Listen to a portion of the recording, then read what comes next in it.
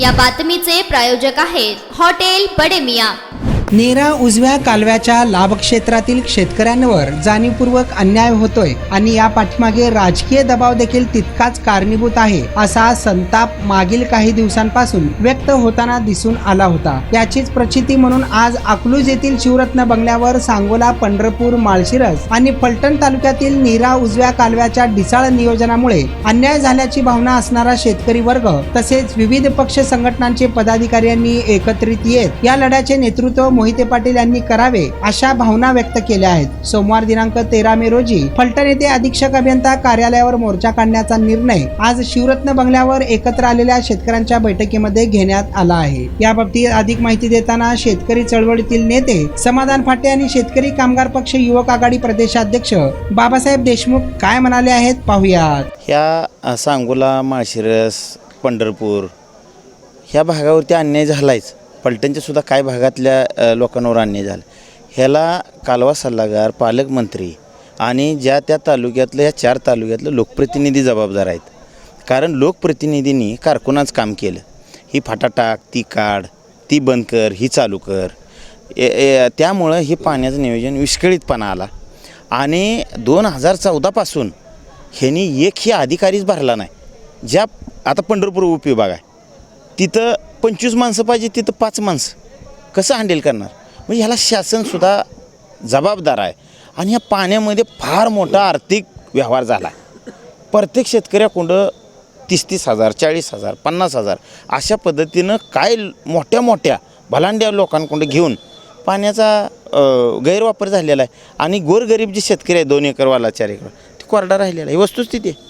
ह्या 4 तालुक्यातली मिटिंग झाली। फलटण, माळशिरस, पंढरपूर, सांगोला ह्या सगळ्या मुख्य कार्यकर्ते इथं बोलवून घेऊन असा इथं निर्णय झालेला आहे की मोठं जन आंदोलन येत्या सोमवारी फलटणच्या कार्यालयावरती नेरा उपविभागाचं जे कार्यालय आहे त्या कार्यालयावरती मोठं जन आंदोलन उभा करणार आहे। आणि शेतकऱ्यांना न्याय मिळवून दिल्याशिवाय मोहिते कुटुंब असेल, सर्व या 4 तालुक्यातले शेतकरी असतील, हे गप्प बसणार नाही। निश्चितपणे आपण जो मुद्दा उपस्थित केला आहे तो शेतकऱ्यांचा मुद्दा आहे।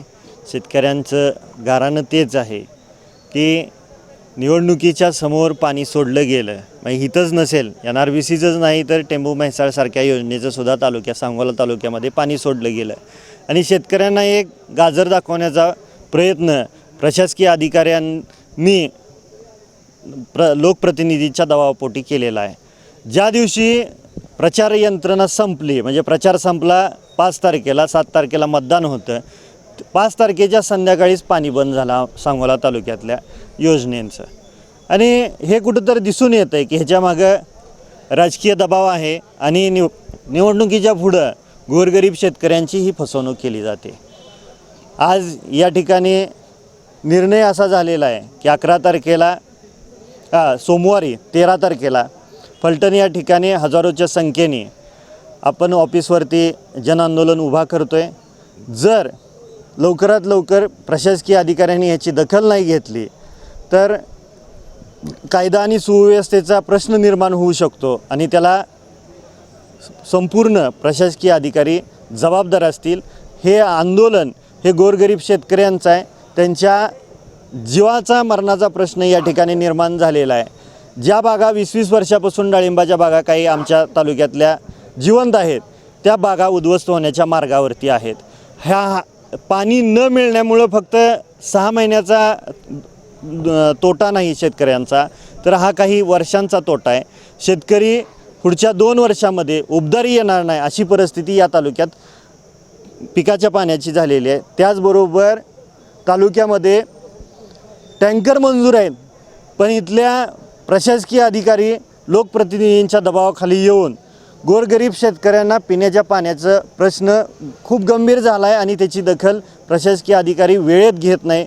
याच्या इतकी दुर्दैवी परिस्थिती मागच्या 60 वर्षामध्ये तालुक्यामध्ये कधीही नव्हती आणि पाण्यासाठी राजकारण किंवा पक्षपातीपणा कधीही स्वर्गीय आबासाहेबांनी केलेला नाही।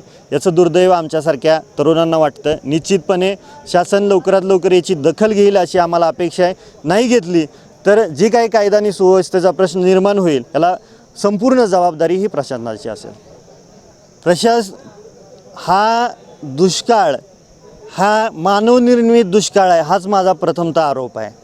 कारण प्रशासकीय अधिकाऱ्यांनी आणि संबंधित लोकप्रतिनिधींनी जर पाण्याचं नियोजन व्यवस्थित केलं असतं तर हा प्रश्न निर्माणच झाला नसता. मी मगाशी सांगितलं की दुष्काळ आवडे सर्वांना हे पी साईनाथांचं एक पुस्तक आहे, ते निश्चितपणे आपण सर्वांनी वाचणं गरजेचं आहे. कारण ज्यावेळेस दुष्काळ पडतो त्यावेळेस बऱ्याचशा सुखसुविधा शासनाकडून राबवल्या जातात आणि त्यामागं काहीतरी पैसे लुटण्याचा मार्ग सोपा होतो इथल्या लोकप्रतिनिधींना आणि प्रशासकीय अधिकाऱ्यांना. आणि त्याच्यासाठीच पाणी असताना नियोजन व्यवस्थित न केल्यामुळं या ठिकाणी मानवनिर्मित दुष्काळ सदृश्य परिस्थिती निर्माण झालेली आहे. मी तुम्हाला नाव सांगत नाही, पण या राज्याच्या मंत्रिमंडळातल्या संबंधित मंत्र्यांचे घरचे आले होते पांडुरंगाचं दर्शन घ्यायला आणि नदीमध्ये पाणी असलं पाहिजे या कारणाने नदीमध्ये पाणी सोडलं गेलं. त्यावेळेस शेतकऱ्यांना गरज होती की नाही हे बघितलं नाही. एवढं त्या मंत्री महोदयांच्या घरच्यांची म्हणजे चापलूसी इथल्या प्रशासकीय अधिकाऱ्यांनी केलेली असा माझा आरोप आहे. आणि त्याच कारणाने आज जी परिस्थिती निर्माण झालेली आहे हे नियोजनाचा अभाव आहे. आणि निश्चितपणे ते उजनीचं पाणी कुठं गेलं हे मला तुम्हाला सांगायची गरज नाही, तुम्हाला सर्वांना माहीत आहे. तुम्ही सुज्ञ नागरिक आहात आणि सुज्ञ पत्रकार आहात. 13 तारखेला जनआंदोलन फलटणला हजारोच्या संख्येने उभं राहते. सांगोला तालुका, माळशिरस तालुका आणि पंढरपूर तालुक्यातून हजारोच्या संख्येने त्या ठिकाणी शेतकरी उपस्थित असणार आहेत. निश्चितपणे प्रशासकीय अधिकारी त्यामध्ये भाग घेऊन लवकरात लवकर मार्ग काढतील आणि समजा त्यांनी दुर्लक्ष केलं तर कायदा आणि सुव्यवस्था चा प्रश्न निर्माण होण्याची शक्यता आहे. त्याला जबाबदार हे प्रशासकीय अधिकारी राहतील. मटन, चिकन आणि बीफसाठी प्रसिद्ध असलेलं सोलापूर शहरातील विजापूर वेस्ट येथील प्रसिद्ध hotel Bade Miyan. Paya tahari mutton biryani, chicken biryani, mutton seekh, chicken 65 आदी मिळण्याचं एकमेव ठिकाण हॉटेल बडे मियाँ. मटनमध्ये beef mutton rice, beef cheese angoori, Bade Miyan special mutton angara, mutton kadhi, kheema मसाला.